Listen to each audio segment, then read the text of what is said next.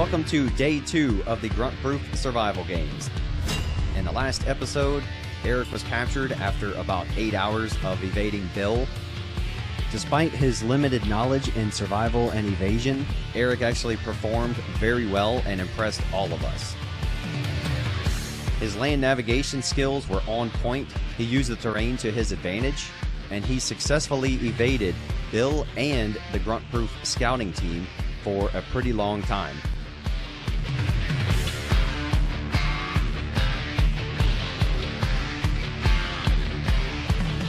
Bill is up today, and given his experience in this world, we are going to hit him hard.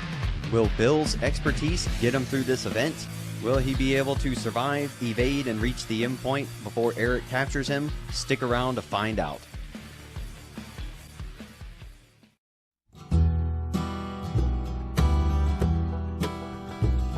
Eric being captured with about 15 hours left in the games means that we get to pack up the talk, set up a campfire, and just hang out and enjoy the evening together.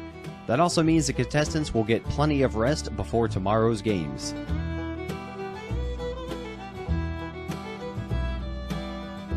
It's another beautiful day in the mountains, and we have the perfect weather for another survival event. Good morning, Commander. Good morning. Good morning, Sergeant. Morning. Retired. That's Mr. That's Mr. Sergeant retired. Survivor. Radio. Works. Good to go. Turn it on when you're ready. Spare battery. Seeing as how this is the first competition like this, nobody else has done this, we are going to try something different today. Instead of a static talk up on top of a hill, we are going to use one of our off-road vehicles as a roving talk. This will mitigate some of the comms issues we were having, and it'll also put one more vehicle in the AO for the survivor to be aware of. These 6 square miles of extremely rough terrain don't look like much from up top, but it almost killed the contestants yesterday. Now let's see how they perform today. Gather around, children. Bill's upset because he doesn't get to lead the brief. Or he's happy because he doesn't have to. So it's going to be the same with the perks and supply drops. It's time for the final briefing for Game 2. It's basically the same setup as yesterday. Bill has 24 hours to reach the point we are standing on. He is supported by the HQ team in the form of a few perks and supply drops. Let's try to keep the radio checks every hour. Eric is supported by a scout team with all kinds of special perks to help hunt down the survivor. Bill only gets a 10-minute head start today, and he will be inserted at a completely different point than the contestants were yesterday. 10 minutes later, Eric will be inserted right behind him, and the only intel he gets is in which direction the survivor took off. Last thing to do is get some final comms checks with each contestant, and then the games are on. Alright, good? Alright. Mount up. Do it. Very similar to yesterday. You know, you don't know what you don't know. It's going to be a little bit more intentional on movement and trying to be a little bit more deliberate, maybe a little bit slower than I was moving yesterday. So it's going to be a hell of a day. I think today will be a little bit easier for me because I'm not going to have to hide so much. I get the benefit of sort of following the road. I'm going to take my time today a little bit more than I did yesterday. Fight or flight mode that kicked in right off the bat yesterday. I've told myself I'm going to be patient, take a few deep breaths, get myself figured out, because it's a long day.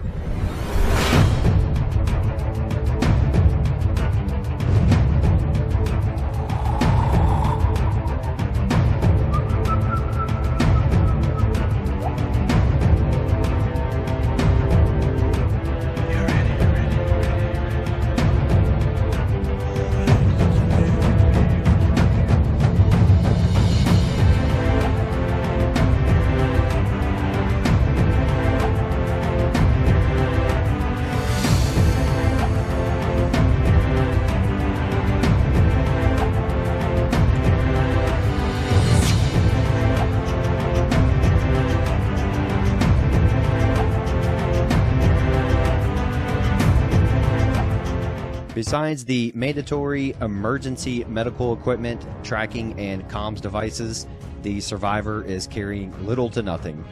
All he has is a compass, and he is given an azimuth to get him headed in the right direction.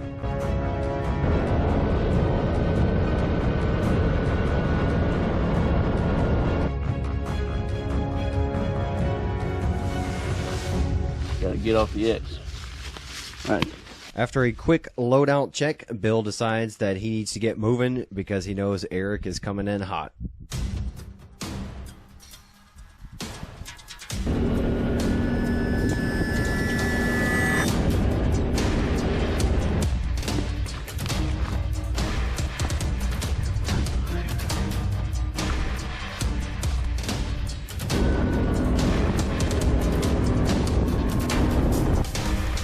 Everything I see from here on out,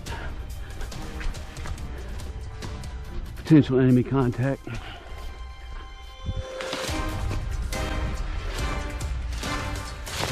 Once again, this is some of the most treacherous terrain I personally have been in, and later on the contestants agreed that it was pretty bad. Line of sight from the insertion point to the end point, it's about a 950-foot elevation change. However, they are going to be crisscrossing all throughout the AO. They have multiple spurs, draws, cliffs to deal with. So by the time it's said and done, Bill will have climbed a few thousand feet. Stopping off back in the woods. I got off the X, found a burned out tree. Tried to use some of the ash to get some of the sheen off my face. I was moving roughly 360. No, I was moving probably closer to 320. So from here I think we'll cut north, and then we'll cut off to the northeast and maybe another 500 or 600 meters. You know, again, not knowing where I'm at in relationship of distance, it heightens that challenge of being able to plan a route. The only thing I know is I don't want to move in a straight line. We purposely do not tell the survivors the distance they have to travel.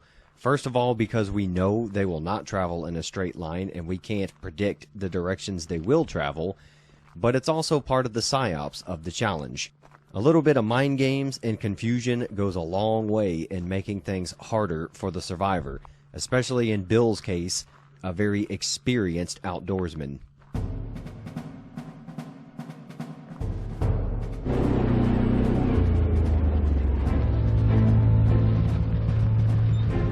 All right, Hunter. All right. Good luck. Appreciate it. Appreciate it. You too.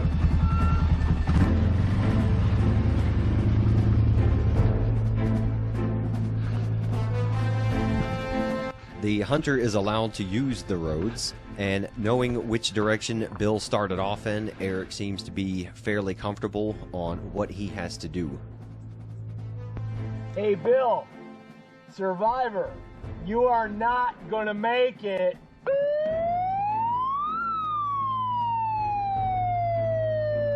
And of course, a little harassment in the form of psyops makes everything a lot more interesting, especially for the scout and HQ team. Come to us, please. We are your friends, GI. Come to us. So many false summits with these spurs that run in every direction. The only thing I know for sure is I need to move uphill ultimately. Another benefit to the trackers on the contestants is that we can otherwise leave them alone, and once we see they start to head outside the boundaries of the AO, we could just give them a call. Hey survivor, it appears that you are about reaching your northern boundary. Other than that, they hear nothing from us. Roger, that's a solid copy. So Eric is hunting today, and he came out with a very solid strategy. He's like, I think he's going north. I'm going to haul ass up the trail and try to cut him off. And let's see how that's working out for him. So the insertion point's right about down there where our line started. Survivor just cut way up here, due north, and there's Hunter, paralleling the survivor. It's zoomed out, so they're probably a good 2 clicks away from each other, but at some point the survivor is going to have to cut east, and let's see how that works out for him. So what we're going to do is move up over here, and then we'll cut to the northeast. In keeping with the cryptic style of military intelligence, when Eric's perk times come around, we offer him special guidance that he may not even know is a perk. Freaking, he's got a really good strategy going, man. All right.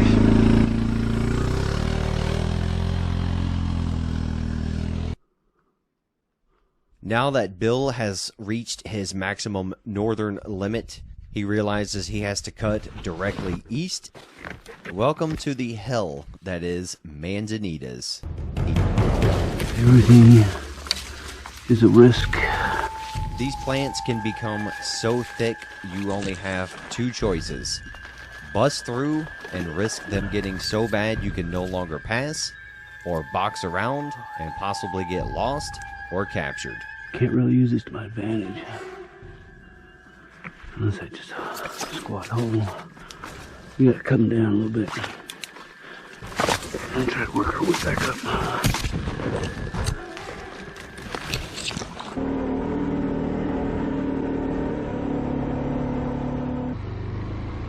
Every hour, the scout makes a pass through the AO to deter the survivor away from all the trails, and he also reports any observations over to the hunter to help him out. Hey, survivor, we're coming to get you.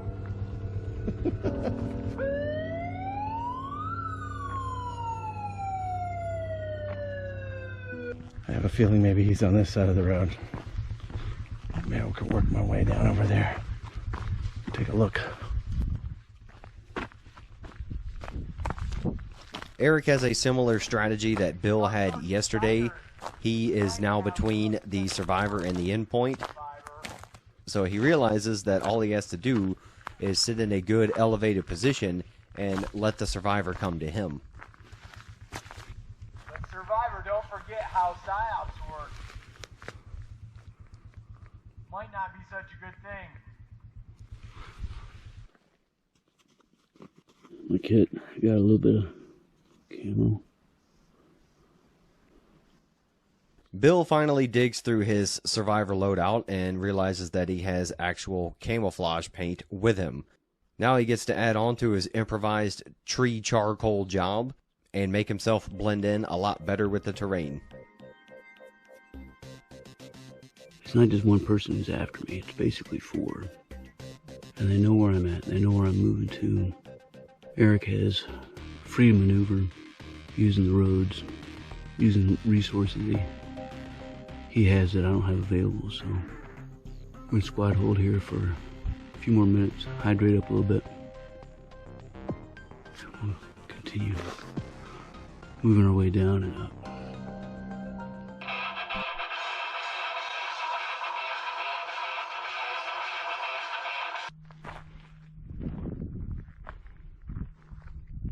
We got some beautiful barbecue up here.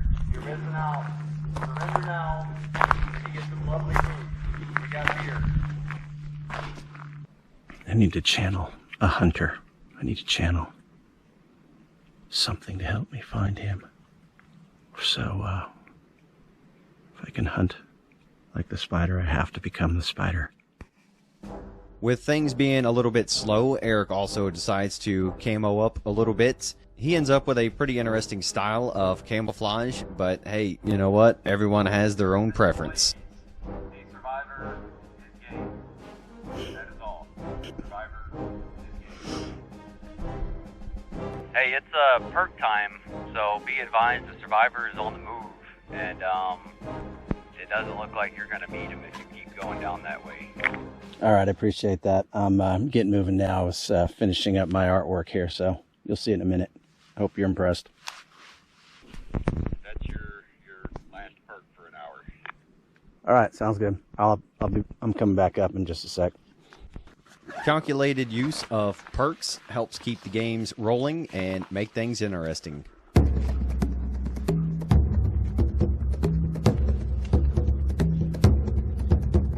Bill is about halfway through an 800-foot climb up a spur, and it's always possible he might have to go right back down another draw or spur and make that climb all over again. The problem with traveling out here, especially while being hunted, is you can never just travel direct line of sight in one straight direction. You're going to have to box around areas, climb up elevation, go back down into depressions. With all that combined with the manzanita bushes and just dead trees being everywhere, it creates a nightmare for the survivor to travel.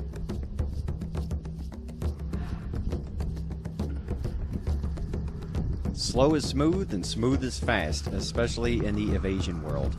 And Bill is employing a lot of excellent tactics to avoid capture.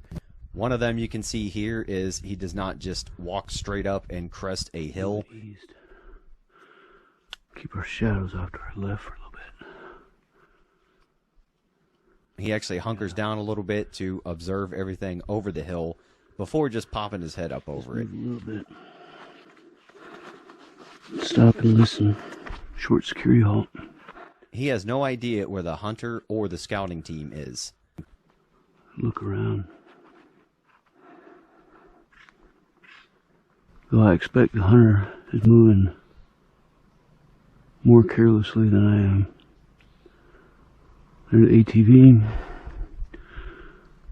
I can't tell based off the way the noise is moving what side of town. We'll see if we can see. I see him there. Okay, that's good.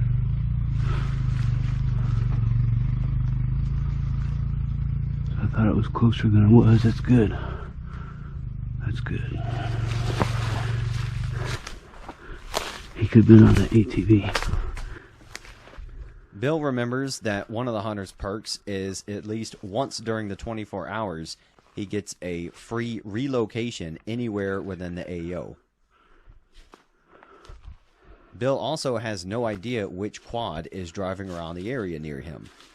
So he has to assume that every quad coming around near him could have Eric on it. As this spur is coming down, I think I want to cut around to the north side and then back east. Definitely don't want to expend the energy moving up. Just behind the pine tree in front of Bill is the high ground where Eric is sitting in observation. There's plenty of ground between them at the moment, but it looks like Bill might be heading right for Eric. Pace count's whack, so I don't know how far I've traveled. At the end of the day, it doesn't matter until you get to where you're going. So let's get going. For now, Eric has the prime real estate. All he has to do is remain in position and let Bill come to him. The survivor has no idea where the hunter is, so Eric, as the hunter, could use that to his advantage and just hang out on the high ground. The funny thing about an event like this is it's not all insane excitement nonstop. That's especially true when you're dealing with someone who is highly skilled and trained. Bill is using all of his survival and evasion training and experience to be extremely cautious out there in the field. He is just too good at avoiding detection and capture. That means for the HQ team, we will have some downtime, and at times it actually could be a little bit boring. GI. Did you say my generation is the impatient generation? We hit the buttons a whole bunch. I don't get it because you guys didn't grow up with this stuff. You guys should understand it takes a while. For the record, I am now the spider, so I can hunt like the spider. Okay, everybody be advised, the hunter is now the spider.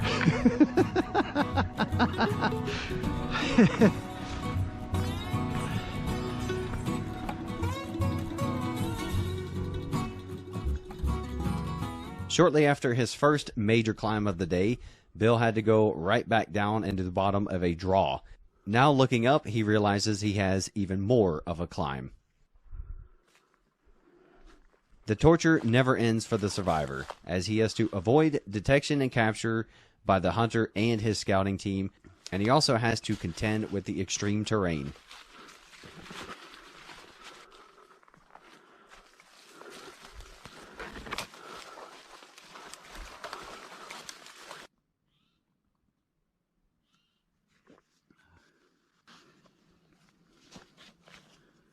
That core temp come back down a little bit.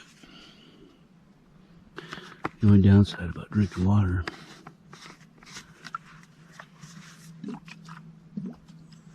makes noise.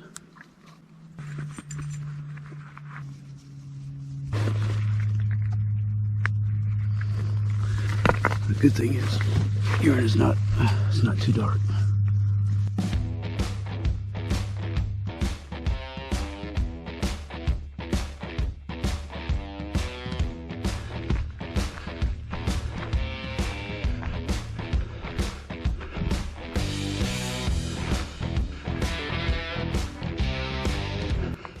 Recognizing Bill's skills and the fact that he hasn't been able to find him yet, Eric decides to head for higher ground and try to sit around the endpoint and hopefully ambush Bill later on. I'm gonna head out there, see if I can't get a better look. I feel that he's on that side of the ridge. I know from intel he was pretty much heading straight north. And I think HQ is over there. So I've been watching a lot of this side of the mountain because he knows how tough it was for me coming up on that side. So I'm thinking maybe with his experience, he's coming this way.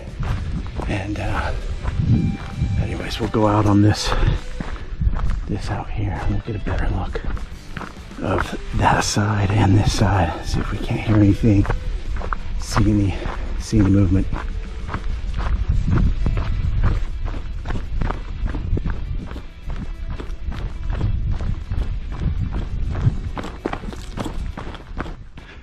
What do we have here?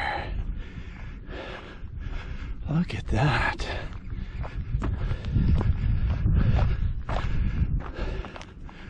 Look at that. Let's hope it's sturdy. Eric has discovered one of my favorite secrets about this area. Let's hope we don't fall and break something. A long time ago, somebody started to build a little tree house and abandon the project, and it still holds up fine and offers an amazing vantage point of the whole area.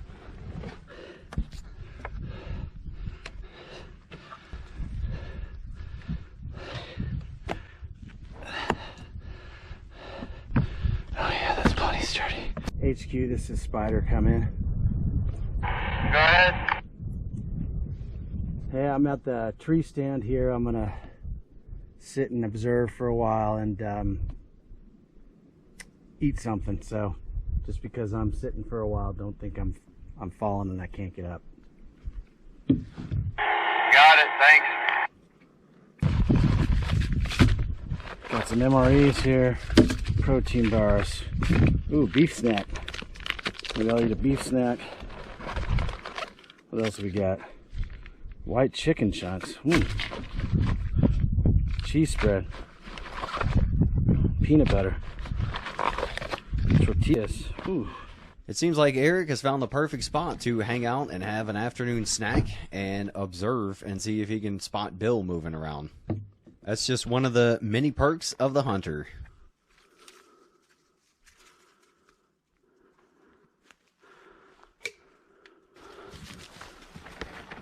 While Bill works on his second big climb of the day, I have to figure out how to get a supply drop out to him and get him a little bit of sustenance. The really tricky part here is I also have to be stealthy so as not to get him caught on accident.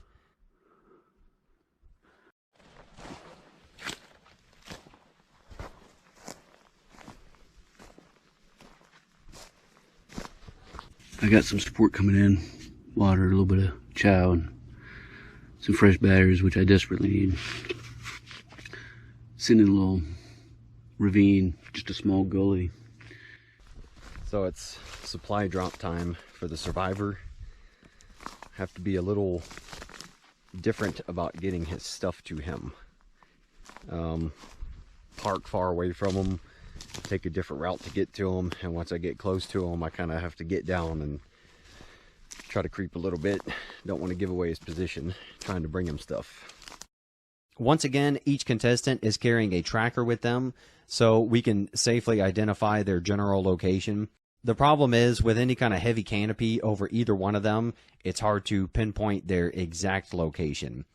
So once I creep my way into their general area, I have them walk me in. Yeah, just keep moving forward.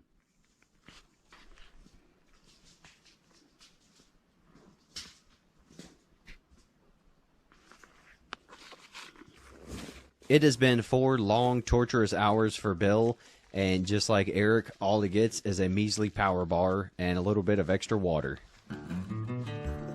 We also have to stock them up on their radio and GoPro batteries to make sure we don't have to keep coming out and finding them every hour. Because outside of some radio calls, the survivors are essentially completely isolated this whole time. I use this time to catch up with Bill and do a quick health and welfare check on him. I want to make sure he feels safe and supported by us, and find out about any issues he may have that we haven't heard about on the radio yet. And so far, I can tell every time I come into the survivors, they actually enjoy a little bit of company before I leave them alone in the woods and on the run again. I don't know if it worked or not, but, you know, everything's a gamble. Tough walk, huh? Not what he's dealing with. He's in there. Shortly after meeting Bill, it's time to be his enemy again. HQ, do you have eyes on the drone? It's perk time for Eric, and he has chosen the drone. It's different for him this time because he is very far away from Bill. So what I'm going to do is hover around Bill to give Eric a general idea of where Bill might be. Also to harass the survivor a little bit. Light discipline. Incredibly important. That drone overhead looking for me. The quiet forest makes any sound seem to be a lot closer and louder than it is. That is especially true when you have a drone overhead looking for you. I was going to be doing a box or recon or figure 8. Any movement at all. Don't give me away. It feels like it's super close.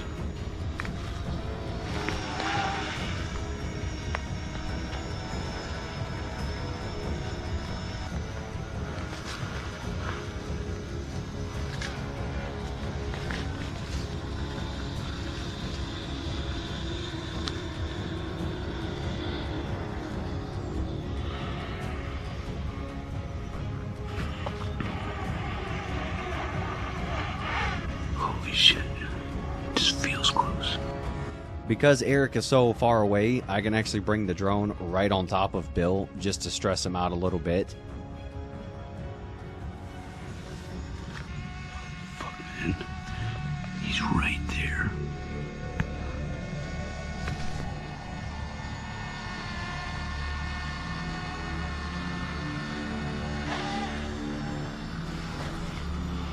Okay, well, since you can't see it, I'm gonna hover right over him and piss him off.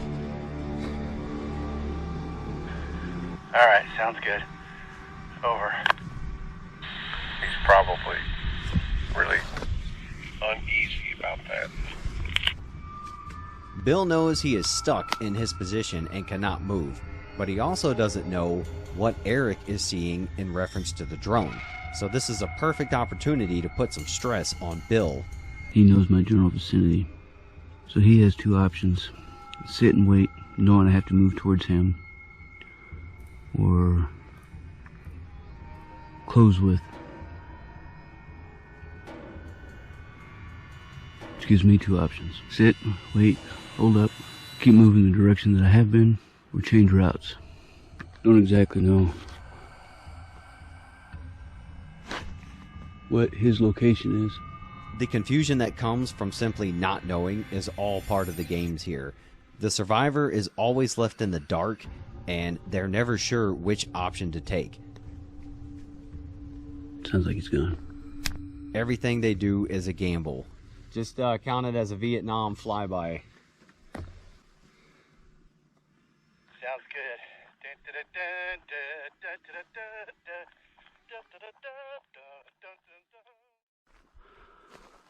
Bill is almost done with his second large climb. He has already climbed over 1,000 feet today, and he still has a long way to go. On the downside, a peak in this area doesn't necessarily mean the terrain will be easier. Even though it's clear now, the terrain can always change, and Bill is about to see that. So here's the choice. Cut down. Cut up. Bill recognizes that he cannot just walk along the top part of a spur in the wide open. That will definitely get him caught. He decides he's going to crest the spur and head down a little bit into what we call a gulch and deal with the manzanitas down there to avoid remaining in the open.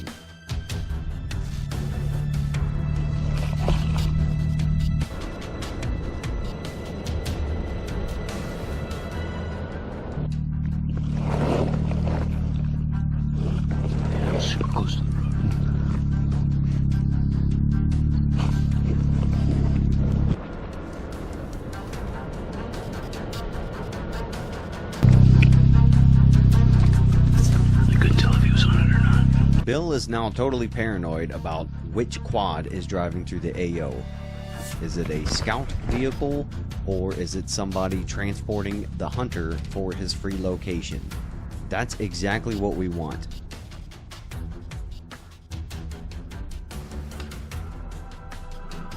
I need to try to go up there.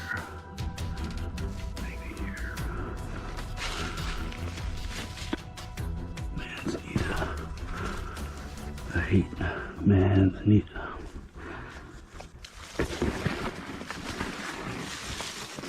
Bill is now faced with one of his toughest challenges yet. Instead of risking going out into the open to be detected and captured, he has decided to plow straight through a massive cluster of manzanita bushes.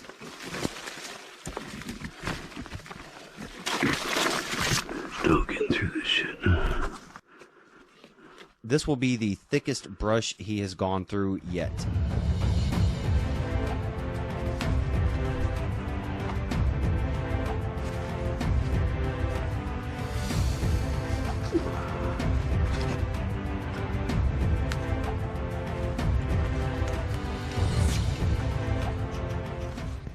Shit's amazing. Alright, so I'm in a pretty thick patch. I've been here for about 5 minutes. I don't hear any movement, but I know my movement is very loud. I'm gonna try to come back up and see if I can't skirt it and keep moving east. We'll see. It has been a long, brutal day for Bill, but he has done a phenomenal job. He has kept Eric and the scouting team second-guessing every move they made and kept them confused on which plan of action to take. Bill has used every tool available to him and all of his knowledge and experience, and he has successfully evaded detection and capture. As the sun gets lower in the sky, Eric is not sure what his next move should be or how he should even approach trying to capture Bill. As with any other complex operation, you eventually run into significant issues. Murphy is not taking a break today, and we eventually run into a serious problem. Hey, Survivor, this is HQ.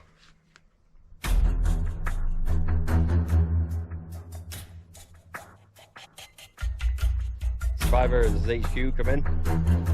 How about you, Bill? You out there? This is HQ. Come in, Bill. I haven't had contact with the Survivor in a while. We got him on the tracker, but he's not answering his radio. So, as a Survivor, it's possible he has it off, but we're gonna have to try to go find him, see where he's at. Survivor, this is HQ, can you hear me? Survivor, this is HQ. We out there? Survivor, if you can hear me, I'm headed your way. I'm gonna head on out there to them and make sure everything's all right. Will Bill be able to keep up his outstanding performance and evade detection and capture and reach the endpoint? And more importantly, is Bill even okay? Stick around for episode 4 to find out.